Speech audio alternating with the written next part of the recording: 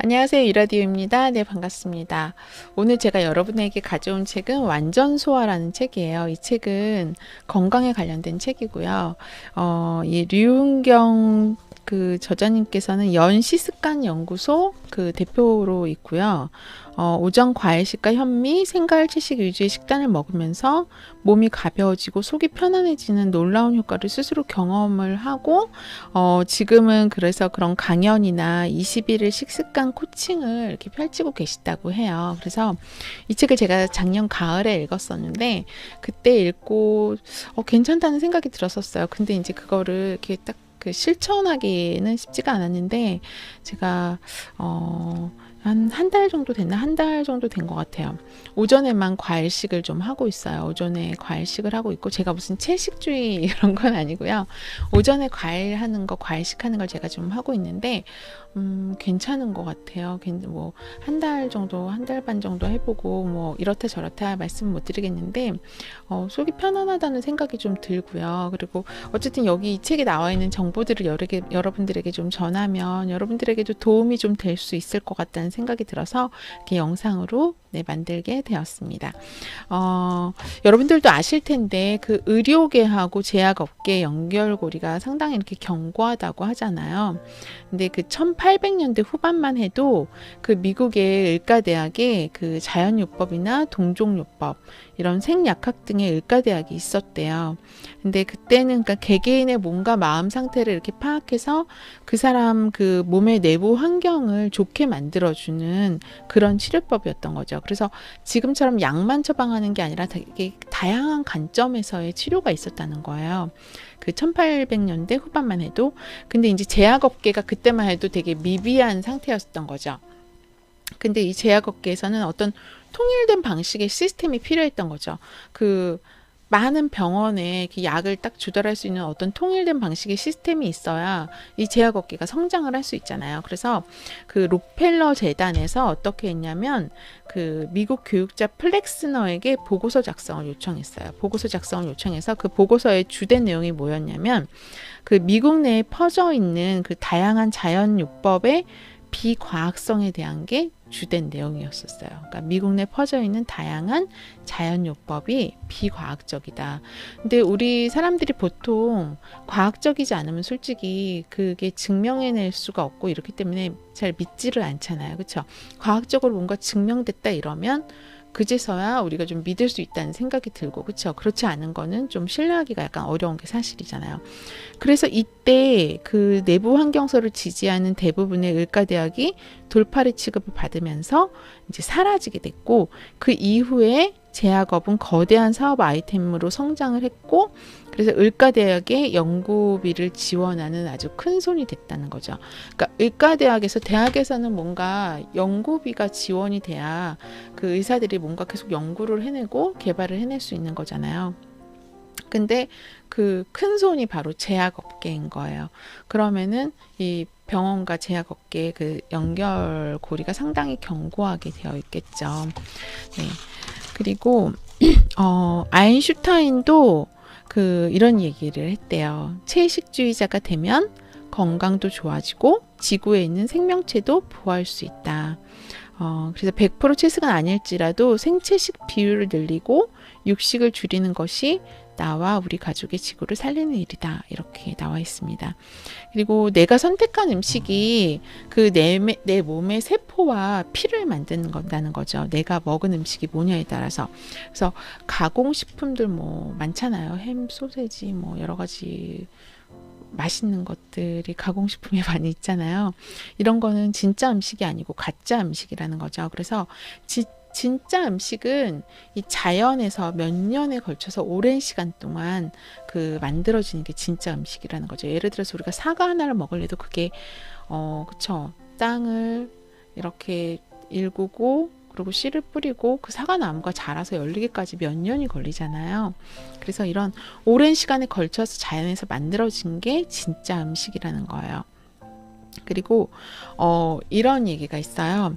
그 적혈구 수명은 120일이고요. 그러니까 120일이 되면은 다시 새로운 적혈구가 또 만들어진다는 거고, 위장의 상피세포는 5일에 한 번씩 재생한대요. 5일에 한 번씩 위장의 상피세포는 재생을 하고, 우리의 내부 장기는 6개월에서 2년 정도에 걸쳐서 바뀌고, 뼈도 2년에서 7년에 걸쳐서 재생을 반복한다고 해요.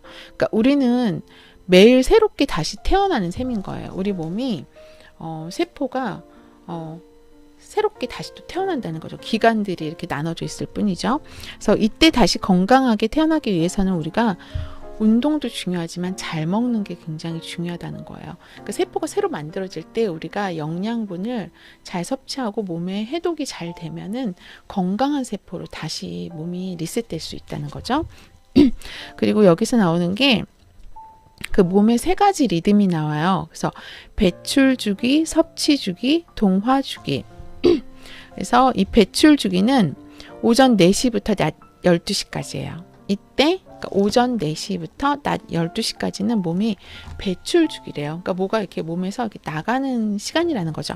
그래서 이때는 몸의 독소를 배출하는 시기라는 거예요. 그래서 이때 오전 4시부터, 그러니까 새벽 4시부터 낮 12시까지인 거잖아요. 그러니까 아침에 일어났을 때 과일을 3개 먹으면 그게 이런 독소를 나가게 해주고 우리 몸이 뭔가 배출하는 시기에 그 효소들이 이렇게 더 잘 배출할 수 있도록 해준다는 거예요. 그 다음에 섭취 주기는 낮 12시부터 밤 8시까지. 그래서 낮 12시부터 밤 8시까지는 음식을 섭취하는 주기인 거고, 이때는 뭐 통곡물이나, 그래서 우리가 왜 보통 현미 얘기하죠. 통곡물이나 생야채나 해조류 위주의 그런 자연주의 식단을 먹으면 몸에 굉장히 좋다는 거죠. 그 다음에 동화 주기는 밤 8시부터 새벽 4시까지예요. 이때는 음식의 영양소가 그러니까 재합성하고 몸에서 재생하고 성장하고 회복하는 그런 시기인 거예요. 그래서 이 동화 주기는 그래서 밤 8시 이후에는 되도록 안 먹는 게 좋다는 거죠. 우리 내부 장기들도 휴식하는 시간이 필요하잖아요. 그래서 이제 이렇게 몸의 세 가지 리듬. 그래서 제가 이제 여기서 그 오전에 그래서 제가 과일을 먹는, 근데 과일을 맨 처음부터 3개 먹기는 힘들고요. 이렇게 1개를 먹다가 뭐 조금씩 더 늘려서 오전에 과일 3개를 먹으면 매우 좋다고 합니다. 그다음에 간 해독에 좋은 음식은 그 과일과 야채예요. 그래서 과일이 오전 배출 주기에 3개를 먹으면 간 해독이 굉장히 빨라진다고 합니다.